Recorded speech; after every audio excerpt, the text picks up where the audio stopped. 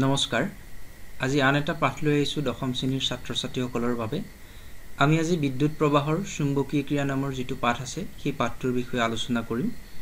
বৰ এটা সুন্দৰ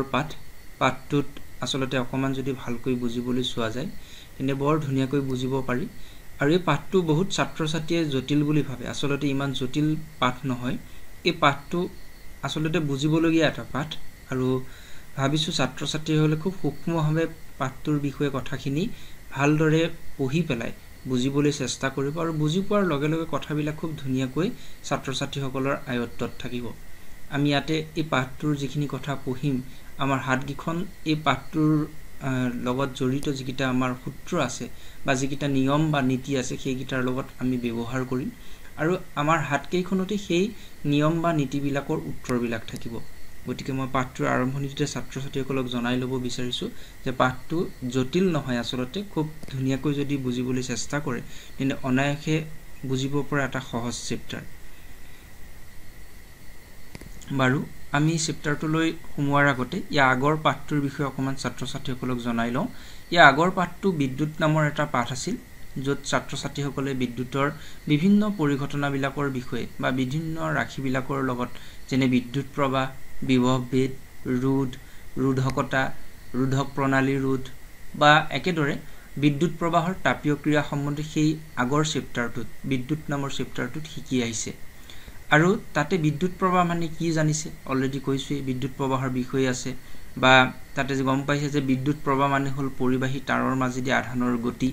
বিদ্যুৎ প্ৰবাহ চালিত হোৱাৰ ফলত পৰিবাহীত আকো তাপ উৎপন্ন হয় যেটো বিদ্যুৎ প্ৰবাহৰ তাপীয় ক্ৰিয়া বুলি এটা নতুন সেই পাঠটোৰ একেবাৰে শেষৰ ফালে ছাত্ৰ ছাত্ৰীসকলক তাৰ বিষয়ে জনোৱা গৈছে গতিকে সেই যে বিদ্যুৎ প্ৰবাহ চালিত কৰিলে তাপৰ সৃষ্টি হয় যাক আমি বিদ্যুৎ প্ৰবাহৰ তাপীয় ক্ৰিয়া বুলি কওঁ উদাহৰণ স্বৰূপে বেটাৰী এটাত আমি যদি এডাল তাঁৰ লগাই পেলাই ৰাখো তেন্তে দেখা পাম যে তাঁৰডাল অলপ সময়ৰ পিছত গৰম হয় আমি গম পালো যে তাৰ মাজেদি বিদ্যুৎ চালিত হৈছিল আৰু যাৰ কাৰণে তাত তাপৰ সৃষ্টি হৈছিল জুলৰ তাপীয় ক্ৰিয়াৰ সূত্ৰ সম্পৰ্কেও সেই পাঠটোত আছে গতিকে সেই যে তাপ সৃষ্টি হল বিদ্যুৎ প্ৰবাহ চালিত কৰাৰ ফলত সেই পৰিঘটনাটোক আমি বিদ্যুৎ প্ৰবাহৰ তাপীয় ক্ৰিয়া বুলি কম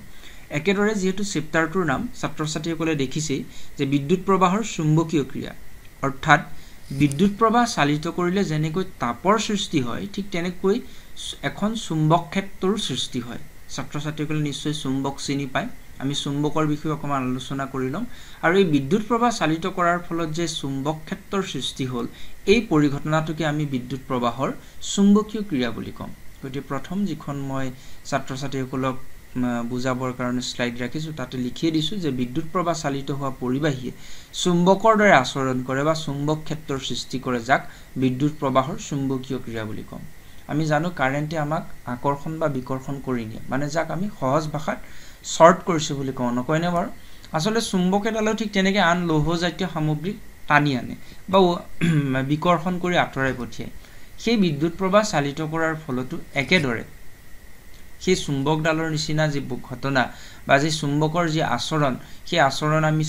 বিদ্যুৎ প্ৰবাহ বা প্ৰবাহ গৈ থকা পৰিবাহী এডালটো দেখিবলৈ পাওঁ আৰু এই যে বিদ্যুৎ প্ৰবাহ চালিত কৰাৰ ফলত এখন চুম্বক ক্ষেত্ৰৰ সৃষ্টি হল বা পৰিবাহীডালে চুম্বকৰ দৰে আচৰণ কৰিলে এ হ'ব বিদ্যুৎ প্ৰবাহৰ চুম্বকীয় ক্ৰিয়া পাঠটোত এই চুম্বকীয় ক্ৰিয়াৰ বিষয়ে আমি গোটেই কথাখিনি আলোচনা কৰিম ভাবিছো নিশ্চয় ছাত্ৰ ছাত্ৰীসকলে পাঠটোৰ অৰ্থটো প্ৰথমতে ধৰিব পাৰিছে বিদ্যুৎ প্ৰবাহৰ চুম্বকীয় ক্ৰিয়ানো কি বুজাইছে বা কাৰ বিষয়ে আমি পঢ়িবলৈ গৈ আছো অলপ অনুভৱ কৰিব পাৰিছে বুলি ভাবিছো বাৰু এই যে কৈ আছো যে এখন চুম্বক ক্ষেত্ৰৰ সৃষ্টি হল ইয়াক আমি এটা সৰু পৰীক্ষাৰ সহায়তে বুজিব পাৰো গতিকে মই প্ৰথম এটা পৰীক্ষাৰ বিষয়ে ছাত্ৰ ছাত্ৰীসকলক জনাব বিচাৰিছো যে বিদ্যুৎ প্ৰবাহৰ ফলত যে তাপৰ সৃষ্টি হোৱা যেটো পৰিঘটনা সেইটো বুজাটো সহজ একেদৰে চুম্বক ক্ষেত্ৰৰ যে সৃষ্টি হয় সেই কথাটো আমি বুজিবলৈ আমি এনে ধৰণে কৰি চাব পাৰো এটা সৰু পৰীক্ষাৰ দ্বাৰা বিদ্যুৎ প্ৰবাহ চালিত হোৱা পৰিবাহীত চুম্বক ক্ষেত্ৰৰ যে সৃষ্টি হয় তাক বুজিব পাৰিম বা সহজতে বুজিব পাৰিম আৰু এই পৰীক্ষাটোৰ বাবে আমাক প্ৰয়োজনীয় হ'ব এডাল শকত পোন তাঁৰ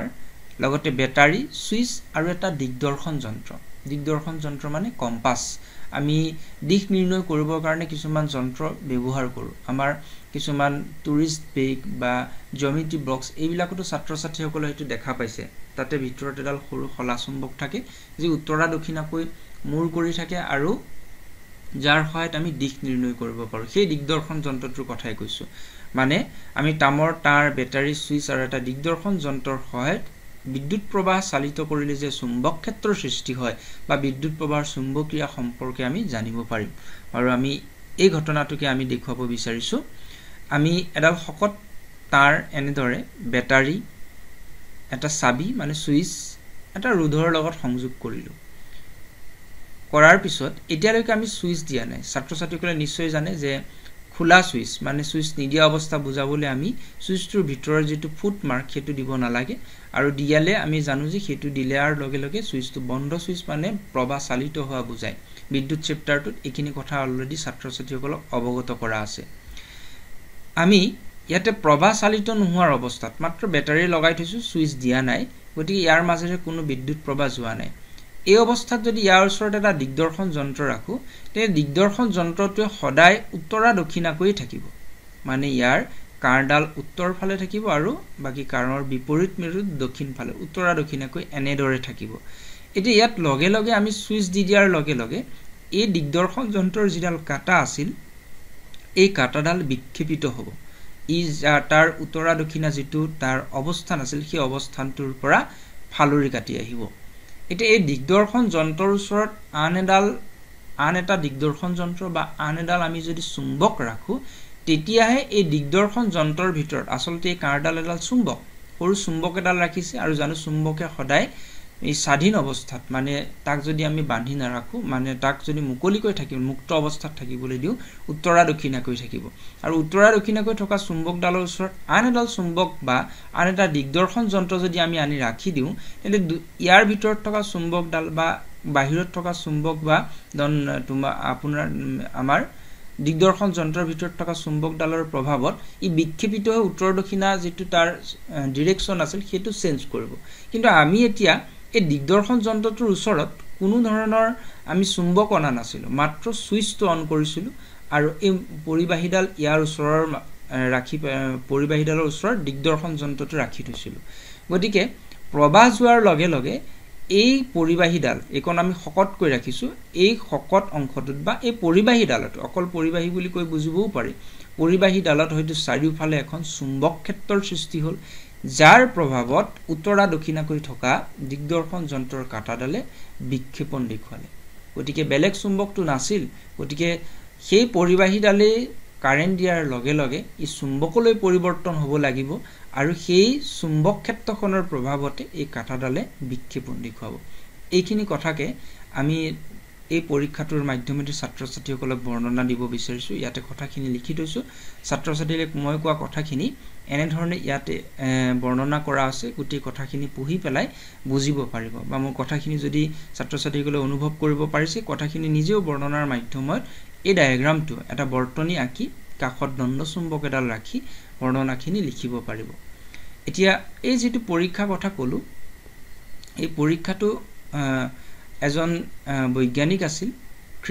হান্স খ্ৰীষ্টিয়ান অৰষ্টেড নামৰ আৰু তেখেতে এই চুম্বকত্বৰ তাৎপৰ্যৰ বিষয়ে এই পৰীক্ষাটো দেখুৱাই পেলাই বিদ্যুৎ প্ৰবাহ চালিত কৰিলে যে চুম্বক ক্ষেত্ৰৰ সৃষ্টি হয় তাৰ বিষয়ে তেখেতে প্ৰথম অৱগত কৰিছিল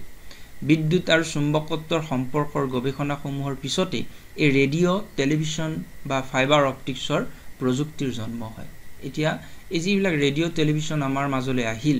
ইয়াৰ আৰত কিন্তু লুকাই আছে এই বিদ্যুৎ প্ৰবাহৰ চুম্বকীয় ক্ৰিয়া ৰেডিঅ' টেলিভিছনটো কেনেকৈ হ'ল কি হ'ল ছাত্ৰ ছাত্ৰীসকলে সেই বিষয়ে যদি অনুভৱ কৰিবলৈ যায় আসলতে এই চুম্বকত্ব বা বিদ্যুৎ প্ৰবাহ চালিত কৰিলে যে চুম্বক ক্ষেত্ৰৰ সৃষ্টি হয় সেই গোটেই এই যন্ত্ৰকেইটাৰ আৰত সেই ৰহস্যটো লুকাই আছে বা তাক বেছ হিচাপে লৈ এই যন্ত্ৰবিলাক বা প্ৰযুক্তিবিলাক সজা হৈছে বা বৰ্তমান যি ফাইবাৰ অপটিক্সৰ কথা কওঁ তাৰ আৰতো এই বিদ্যুৎ প্ৰবাহৰ চুম্বকীয় ক্ৰিয়াৰ যি ধাৰণা সেই ধাৰণা লুকাই আছে গতিকে এই বিদ্যুৎ প্ৰবাহৰ চুম্বকীয় ক্ৰিয়াৰ বিষয়ে ক'বলৈ যাওঁতে অৰেষ্টেডৰ নাম কৈছোঁ বৈজ্ঞানিক তেখেতৰ নিচিনাকৈ মাইকেল ফেৰাডোৰ যথেষ্টখিনি বৰঙণি আছে ফ্লেমিং তেখেতৰ নীতিৰ বিষয়ে আমি পঢ়িবলৈ পামেই গতিকে আমি ক্ৰমান্বয়ে বিভিন্ন ধৰণৰ ধুনীয়া বহু ধৰণৰ কথা আমি ক্ৰমান্বয়ে পাঠটোত শিকিবলৈ পাম আমি সাধাৰণতে ব্যৱহাৰ কৰি অহা আমাৰ মটৰটো বিভিন্ন কম্পিটিশ্যনবিলাকত প্ৰজেক্ট কম্পিটিশ্যনবিলাকত ছাত্ৰ ছাত্ৰীসকলে মটৰ ইউজ কৰে মটৰটো কেনেকৈ বনোৱা হৈছে বা ঘৰত গৰমত লগাই থোৱা ফেনখন ঘূৰি আছে কি যুক্তিত বা কিহৰ ভিত্তিত ঘূৰি আছে এই গোটেইখিনি কথাৰ এটা ধাৰণা এই পাঠটোতে ছাত্ৰ ছাত্ৰীসকলে বুজিব পাৰিব সেইকাৰণে কৈছোঁ পাঠটো খুব ইণ্টাৰেষ্টিং এবাৰ যদি বুজি লোৱা যায় খুব অনায়াসে ছাত্ৰ ছাত্ৰীসকলে কথাখিনি বুজিব পাৰিব আৰু কেইবাটাও লাগতিয়াল সঁজুলি মটৰ বৈদ্যুতিক মটৰ বা পাংখাখনৰ কথাই কৈছোঁ পাংখাখনত মটৰ লাগি আছে বা জেনেৰেটৰে কেনেকৈ কাৰেণ্ট প্ৰডিউচ কৰে য'ত আমি আবেশৰ কথা পঢ়িম বিদ্যুৎ চুম্বকীয় আবেশ এটা এটাকৈ ছাত্ৰ ছাত্ৰীসকলক বিষয় কৈ গৈ থাকিম গতিকে কেইবাটাও গুৰুত্বপূৰ্ণ আহিলাৰ লগত জড়িত যিখিনি কনসেপ্ট বা যিখিনি ধাৰণা আছে এই চুম্বক ক্ষেত্ৰৰ লগত জড়িত ধাৰণা এই গোটেইখিনি কথাৰ এটা থুলমূল ধাৰণা ছাত্ৰ ছাত্ৰীসকলে পাব আৰু ঠিক আছে আমি পিছলৈ যাব বিচাৰিছোঁ এবাৰ পাঠটোৰ চুম্বক ক্ষেত্ৰ যে সৃষ্টি হ'ল সেই বিষয়ে জনাৰ পিছত আমি প্ৰথমতে এবাৰ চাম চুম্বক ক্ষেত্ৰ আৰু বলৰেখা মানেনো কি একেবাৰে সিম্পল চুম্বক ক্ষেত্ৰ আমি চুম্বক এডালক ৰাখি তাৰ ওচৰত যদি গজাল এটা ৰাখো গজালটো টানি লৈ যায় অকমান আঁতৰাই নিলেও টানি লৈ যায় এই চুম্বকডালে গজালটোক এটা তাৰ নিৰ্দিষ্ট পৰিসীমাৰ ভিতৰতে আকৰ্ষণ কৰি নিয়ে নহয়নে বাৰু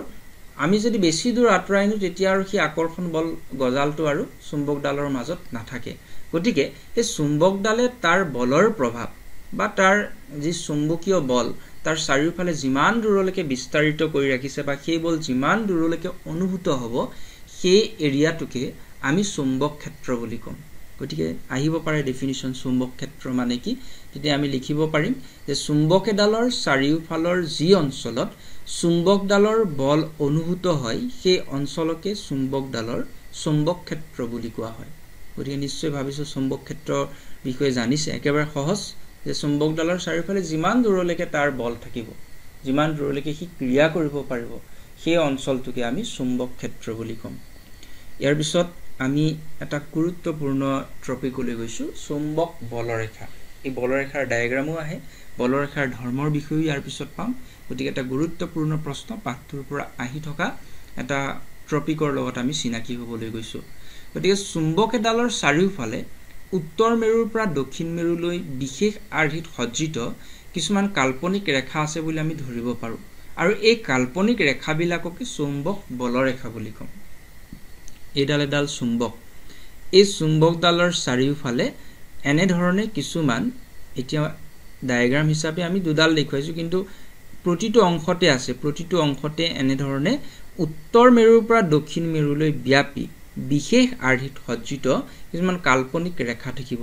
যাক আমি চুম্বক বলৰেখা বুলি ক'ম বলৰেখাৰ ডায়াগ্ৰাম আহিলে এনেধৰণে এডাল দণ্ড চুম্বক আঁকিম এডাল দণ্ড চুম্বক ইয়াৰ এটা মেৰু থাকিব উত্তৰ মেৰু দক্ষিণ মেৰু গতিকে ইয়াৰ পৰা ওলাই দক্ষিণ মেৰুত সোমাব গতিকে সৰহকৈ আঁকিলে ডায়াগ্ৰামটো দেখিবলৈ অলপ অশুৱনীয় হ'ব সেইকাৰণে আৰু সময় বেছি দৰকাৰ হ'ব বিশেষ আঁকি থাকিব নালাগে দুডাল বা তিনিডাল এনেধৰণে দেখুৱাই ডায়াগ্ৰামটো আঁকিব পাৰিব আৰু মন কৰিব লাগিব কিন্তু ইয়াতে আটাইতকৈ ডাঙৰ কথা ডিৰেকশ্যনটো দেখুৱাব লাগিব ক'ৰ পৰা ক'লৈ গৈছে উত্তৰ মেৰুৰ পৰা দক্ষিণ মেৰুলৈ আৰু লাহে লাহে ছাত্ৰ ছাত্ৰীসকলক জনাম যে ভিতৰ ভাগতো চুম্বক বলৰেখা থাকে যাৰ ডিৰেকশ্যন দক্ষিণৰ পৰা উত্তৰ বুলি কোৱা হয়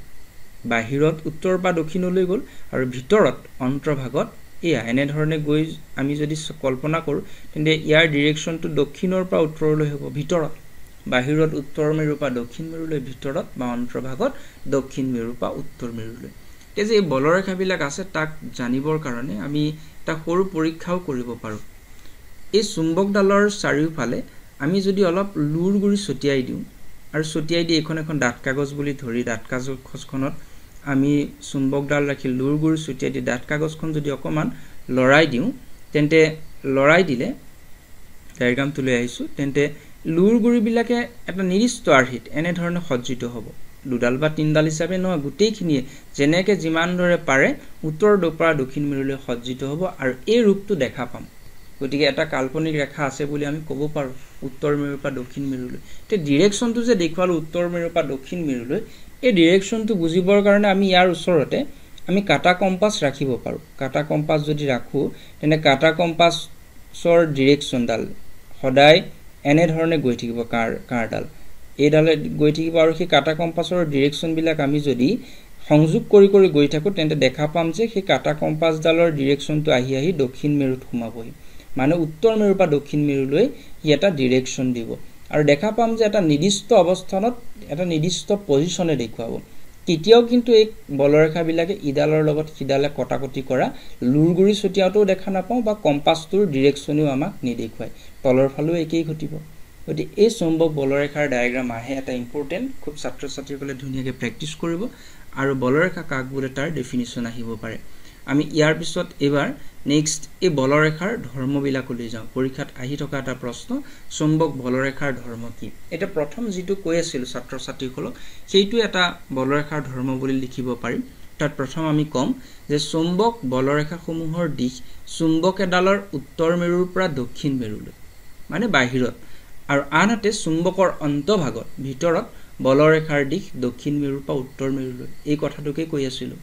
আৰু দ্বিতীয়তে কৈছোঁ যে 2 নম্বৰ ধৰ্মটো খুব ইন্টাৰেষ্টিং ইয়াৰ ওপৰত এটা প্ৰশ্ন আহে আমি লিখিম ইয়াৰ উত্তৰ দিছো যে দুডাল চুম্বক বলৰেখাই কেতিয়াও কটাকটি নকৰে ইয়াৰ কাৰণটো আমি সেই দিগদৰ্শন যন্ত্ৰটোৱে আমাক কৈ গৈছে আমি প্ৰেক্টিক্যালি যদি কৰি চাওঁ যে দিগদৰ্শন যন্ত্ৰটো যদি চুম্বকডালৰ কাষত ৰাখি ৰাখি গৈ থাকো এটা নিৰ্দিষ্ট অৱস্থানত এটা নিৰ্দিষ্ট ডিৰেকশ্যনে দেখুৱাব সেই অৱস্থানটোত এবাৰ এফালে বা নেক্সট বাৰ আকৌ ইফালে কেতিয়াও পজিচনটো বেলেগ বেলেগ কৈ নেদেখুৱায় যাৰ কাৰণে এডাল বলৰেখাই তাৰ ওচৰ দিয়ে যাব কিন্তু কেতিয়াও ইডালে সিডালৰ ওপৰ দি নাযায় কটাকটি নকৰে এটা গুৰুত্বপূৰ্ণ ধৰ্ম মনত ৰাখিব ছাত্ৰ ছাত্ৰীসকলে আৰু 3 নম্বৰটো দেখুৱাইছো যে চুম্বক এডালৰ দুই মেৰুত চুম্বক ক্ষেত্ৰখন অধিক শক্তিশালী কিয়নো চুম্বকৰ বলৰেখাসমূহ সেই দুই মেৰুত ঠাক খাই থাকে নহয়নে বাৰু ডায়াগ্ৰামটো মই পুনৰ দেখুৱাইছো এই মেৰু অংশত সকলোবিলাক আহি সোমাইছেহি নহয়নে বাৰু ঠাক খাই আছে যাৰ কাৰণে এই মেৰু অংশত তাৰ চুম্বক বলৰ প্ৰাবল্যৰ মান বেছি সেই কাৰণে গজাল এটা ছাত্ৰ ছাত্ৰীসকলে নিশ্চয় মন কৰিছে গজালটা যদি ৰাখো মেৰু দুটাই বেছিকৈ টানি আনে নহয়নে বাৰু কাৰণ এই অংশত তাৰ বলৰ মান বেছি কাৰণ বলৰেখাবিলাক ঠাক খাই থাকে গতিকে খুব ধুনীয়া ধৰ্মগীতাৰ বিষয়ে পালো পৰীক্ষাত আহি থাকে এটা গুৰুত্বপূৰ্ণ প্ৰশ্ন বুজি লৈ ছাত্ৰ ছাত্ৰীসকলে ইয়াৰ এই প্ৰপাৰ্টিজ গীতা ধৰ্মগীতা নোট কৰিব এবাৰ আমি প্ৰশ্নগীতা লৈ যাওঁ 228 পৃষ্ঠাত কেইটামান প্ৰশ্ন উল্লেখ কৰিছিল প্ৰথম প্ৰশ্নটো আছিল যে দুডাল চুম্বক বলৰেখাই কিয় পৰস্পৰ কটাকটি কৰিব নোৱাৰে মই উত্তৰটোৰ বিষয়ে প্ৰায় অলপকৈ কৈ আছো আমি উত্তৰটো এনেদৰে লিখিম প্ৰকৃততে চুম্বক বলৰেখাসমূহ চুম্বক এডালৰ উত্তৰ মেৰুৰ পৰা দক্ষিণ মেৰুলৈ বিশেষ আৰ্হিত সজ্জিত কিছুমান ৰেখা চুম্বক এডালৰ চাৰিওফালে এটা দিগদৰ্শন যন্ত্ৰ ৰাখি চুম্বক বলৰেখাৰ দিশ নিৰ্ণয় কৰি দেখুৱাব পাৰি এনেদৰে চুম্বক এডালৰ চাৰিওফালে দিগদৰ্শন যন্ত্ৰ ৰাখিলে সদায় এটা নিৰ্দিষ্ট অৱস্থানত এটা নিৰ্দিষ্ট দিশ নিৰ্দেশ কৰে কেতিয়াও এটা নিৰ্দিষ্ট অৱস্থানত দুটা দিশ নিৰ্দেশ নকৰে যাৰ বাবে ক'ব পাৰি দুডাল চুম্বক বলৰেখাই পৰস্পৰ কেতিয়াও কটাকটি নকৰে এই কথাটোকে কৈ আছিলো গতে সুন্দৰকৈ এনে ধৰণে তাৰ আৰ্হি দিছো কেনেকৈ লিখিব লাগে এই ভিত্তিত ছাত্ৰ ছাত্ৰীসকলে লিখিব পাৰে আৰু ইম্পৰ্টেণ্ট প্ৰশ্ন এটো ছাত্ৰ ছাত্ৰীসকলে সদায় মনত ৰাখিব লগিয়া এটা প্ৰশ্ন আহি থাকে ধৰ্মগীতা আহে আৰু ধৰ্মগীতাৰ ভিতৰৰ এই প্ৰশ্নটো আহে যে কিয় কটাকটি নকৰে বা সহজ অৰ্থত বুজিবলৈ গলে কৈছোই যে এটা নিৰ্দিষ্ট অৱস্থানত দিগদৰ্শন যন্ত্ৰটো এটা নিৰ্দিষ্ট দিশে দেখুৱাব কি বেলেগ এটা দিশ আকৌ দেখুৱাই নাথাকে এটা পজিচনত যাৰ কাৰণে এডাল ৰেখা তাৰ ওচৰ দিয়ে পাৰ হৈ যাব কিন্তু কেতিয়াও দুইডালে কটাকটি নকৰে এবাৰ আমি পিছৰ প্ৰশ্নটোলৈ যাব বিচাৰিছো দণ্ড চুম্বকৰ কাষলৈ আনিলে দিগদৰ্শন যন্ত্ৰৰ কাটাডাল কিয় বিক্ষেপিত হয় চুম্বকৰ সদায় একেধৰ্মী মেৰুৰ মাজত বিকৰ্ষণ আৰু বিপৰীতধৰ্মী মেৰুৰ মাজত আকৰ্ষণ বলে ক্ৰিয়া কৰে দিগদৰ্শন যন্ত্ৰৰ কাটাডাল চুম্বকৰে গঠিত যি উত্তৰ দক্ষিণ মুৱাকৈ থাকি দিশ নিৰ্ণয়ত সহায় কৰে সেয়ে দিগদৰ্শন যন্ত্ৰৰ কাটাডাল অন্য এডাল দণ্ড চুম্বকৰ কাষলৈ আনিলে আকৰ্ষণ বা বিকৰ্ষণ বলৰ প্ৰভাৱত বিক্ষেপিত হয় গতিকে দণ্ড চুম্বকডালে বেলেগ এডাল চুম্বকৰ লগত যেনেকৈ আকৰ্ষণ বা বিকৰ্ষণ কৰিব দিগদৰ্শন যন্ত্ৰৰ লগতো কৰিব কাৰণ দিগদৰ্শন যন্ত্ৰৰ ভিতৰত থকা যিডাল কাঁড় সেই কাঁড়ডালে আচলতে একোডাল চুম্বক গতিকে এডাল চুম্বকে আন এডাল চুম্বকক যে আকৰ্ষণ বা বিকৰ্ষণ বল কৰে সেই বলৰ প্ৰভাৱতে দিগদৰ্শন যন্ত্ৰৰ কাঁটাডাল বিক্ষেপিত হ'ব। গতিকে আজি আমি ভিডিঅ'টোত মাত্ৰ প্ৰথম আৰম্ভণিখিনি ছাত্ৰ ছাত্ৰীসকলক জনালোঁ। আমি ভিডিঅ'টোত প্ৰথম হান্স ক্ৰিষ্টিয়ান ওৰেষ্টেডৰ যিটো পৰীক্ষা আছিল সেই পৰীক্ষাৰ মাধ্যমেৰে চুম্বক ক্ষেত্ৰৰ যে সৃষ্টি হয় তাৰ বিষয়ে জানিলোঁ। তাৰপিছত চুম্বক ক্ষেত্ৰ কি, চুম্বক বলৰেখাৰ কেনেকৈ চিত্ৰ আঁকিম তাৰ বিষয়ে চিত্ৰ এটা দেখুৱালোঁ। বলৰেখাৰ ধৰ্মৰ সম্পৰ্কত আলোচনা কৰিলোঁ আৰু বলৰেখাৰ সেই ধৰ্মৰ সম্পৰ্কতে থকা দুটা প্ৰশ্নৰ বিষয়ে আলোচনা কৰিলোঁ। ইয়াতে কিন্তু কেইবাটাও কথা সোমাই গৈছে যিকেইটা পৰীক্ষাত প্ৰায় সঘনাই আহি থাকে। বলৰেখাৰ ধৰ্ম, দুডাল চুম্বক বলৰেখাই কিয় পৰস্পৰ কটাকটি নকৰে। ভাবিছোঁ এই দুটা প্ৰশ্ন খুব গুৰুত্ব সহকাৰে ছাত্ৰ ছাত্ৰীসকলে চাব আৰু ইয়াৰ পিছৰ পৰ্যায়ত আমি চুম্বক ক্ষেত্ৰ যে সৃষ্টি হ'ল সেই চুম্বক ক্ষেত্ৰখনৰ দিশ কেনেকুৱা, প্ৰবাহযুক্ত পৰিবাহীত কেনেধৰণৰ চুম্বক ক্ষেত্ৰৰ সৃষ্টি হয় বা এনেধৰণৰ আন কথাবিলাকৰ বিষয়ে ছাত্ৰ ছাত্ৰীসকলক জনাম। ধন্যবাদ।